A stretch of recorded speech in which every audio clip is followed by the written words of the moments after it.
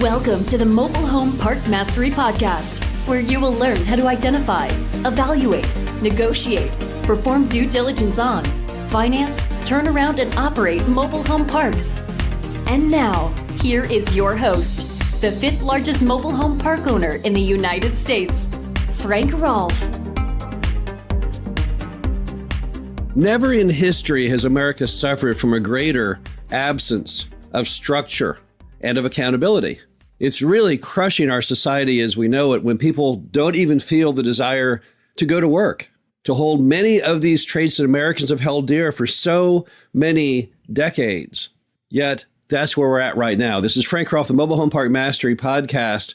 We're going to be focusing on how you get structure and accountability into mobile home parks, and then additionally, why it's so vital that everyone works under these two traits.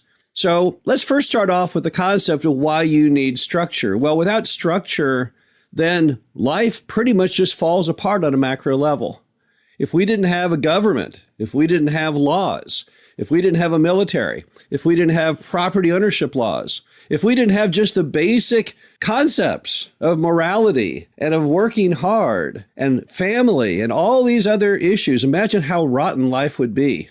It would be a complete anarchy, yet that's kind of what we're now becoming more thrust into in America every day. It reminds me of a book called Tough Love. This was a book written in 1968 by a guy named Bill Milliken. And that, of course, was back during the riots and all the things that were going on during the Vietnam War back in the 60s. And he wrote a book on how it's often better for people in the long run to force them to live under structure and accountability than let them just run wild, which is what people were doing back in that era. So how do we as park owners keep people from running wild? How do we create, at least in our little communities, on a micro level, how do we make people have a higher quality of life and a happier life by holding them accountable and creating some form of structure? Well, the first thing the park owners do comes in on the collections front, and that's called no pay, no stay. It's a very simple concept. You have to pay your rent or you can't live in the property. It's as opposed to the other option, which many of the old moms and pops did, which was no pay, stay, which meant you didn't have to pay the rent, and yet they would never evict you.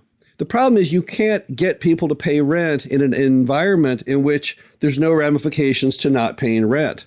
And that's terribly unfair to all the other people who live in the mobile home park. You say, wait a minute, that person didn't pay their rent, and there's no appreciable difference between them not paying rent and me paying rent. Where's the justice in that? And of course, they're correct. You see that right now, somewhat, in this idea that we're going to forgive student debt. People will look back and say, wait a minute here, I paid my student debt off and I received nothing in return. And those who didn't do what they were supposed to do, those who shirked the responsibility, well, now their debt is forgiven. Anyone can clearly see the unfairness of having an atmosphere where some people pay and then some people don't pay. Now, back when I had my first mobile home park, Glen Haven, I observed this phenomenon firsthand, and I realized I was doing a horrible disservice to people in Glen Haven.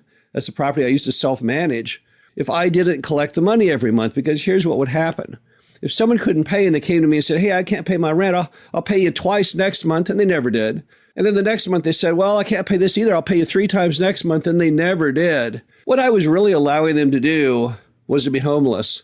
Because the more I gave in and let them run amok and not pay the rent and they spend it on other items, they had the money and I knew it and they knew it, but they spend the money on other things that was a lot more fun than paying rent because, of course, what is not, then they were certainly going to be evicted.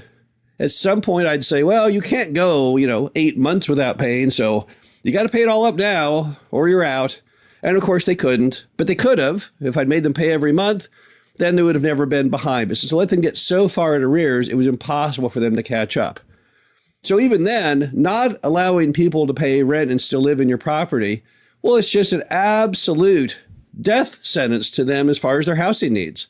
So don't do it. Now, people actually appreciate the structure of no pay, no stay collections because people like to work in environments where they know what all the rules are and what is and is not allowed.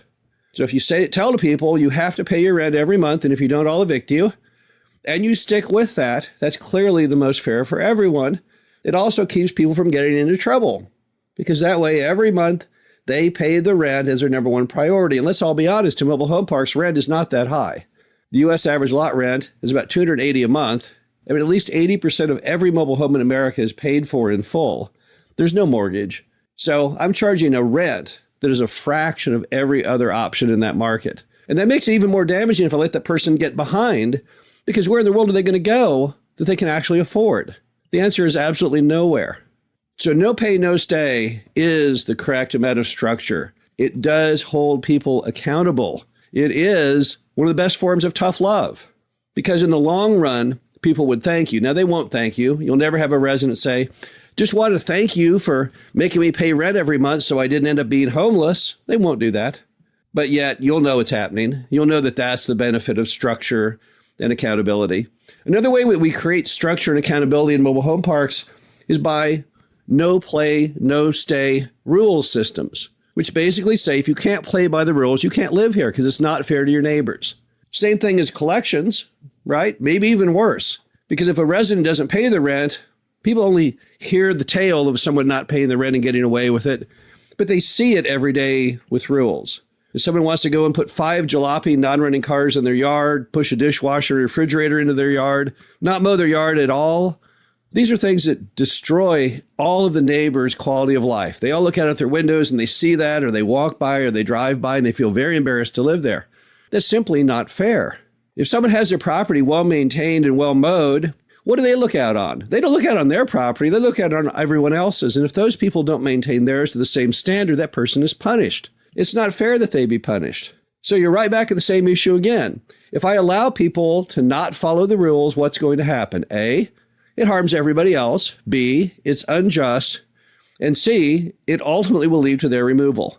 And once again, I'll thrust someone with very low income in many cases into a world in which apartment rents start about $1,500 a month, and they all end up living with a relative.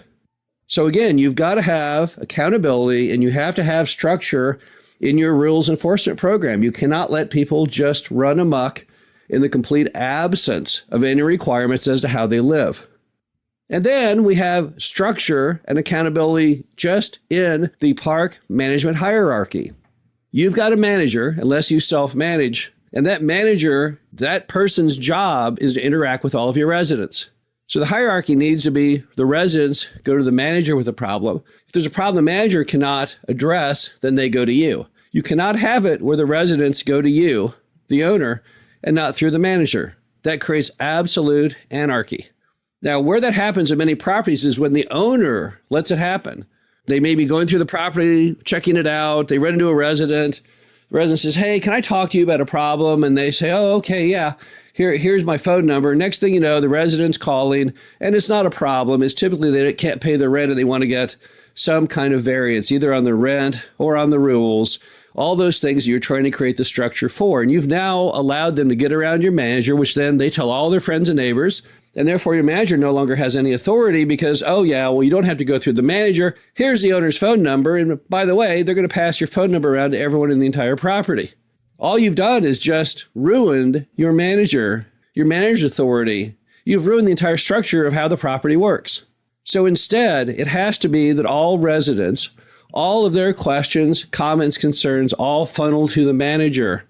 The manager then distills those down, comes up with what's important from what's not, what they can deal with, which they can't, and then they go to you. That's the structure that you need. That's the accountability that you need. Now, not saying that the voices of the residents should not be heard. That comes through the helpline. Every property needs to have a helpline, and for a very good reason. If the manager has gone bad, you need the residents to be able to reach out to the ownership and say, hey, there's something wrong with this manager. If you don't do that, and if you do have the hierarchy I just described, of course, they can never get to you. They reach a solid stone wall when they try and go out to the ownership to say there's something wrong with the manager. However, a helpline solves that. Helpline is super simple. It can just be a phone number, a grasshopper number, hopefully, and an email address. And you circulate that among the community with refrigerator magnets or putting on the invoices saying, got a problem? Give us a call. I know you've seen this on the back of 18-wheelers that say, how's my driving? Call 800 whatever. They're not doing that because they want to see and hear how great the driver's driving is. They want to see if the driver's weaving around or perhaps guilty of a DUI.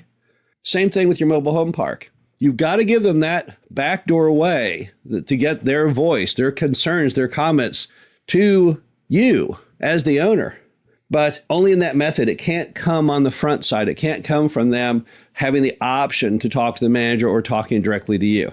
You have to at all times maintain structure in your hierarchy and accountability in your hierarchy. The bottom line to it all is it's a shame that the United States is not governed strictly by mobile home park owners. We would do a far better job because we understand the necessity of daily structure and accountability. We understand the needs as addressed in the book Tough Love, that you do no one help, nothing but disservice when you don't create environments of complete structure and accountability. This is Frank Roth, Mobile Home Park Mastery Podcast. Hope you enjoyed this. Talk to you again soon. Thank you for listening to the Mobile Home Park Mastery Podcast. Be sure to visit us at mhpmastery.com to subscribe to the show, read our show transcriptions, and access all of our great information on mobile home park investing.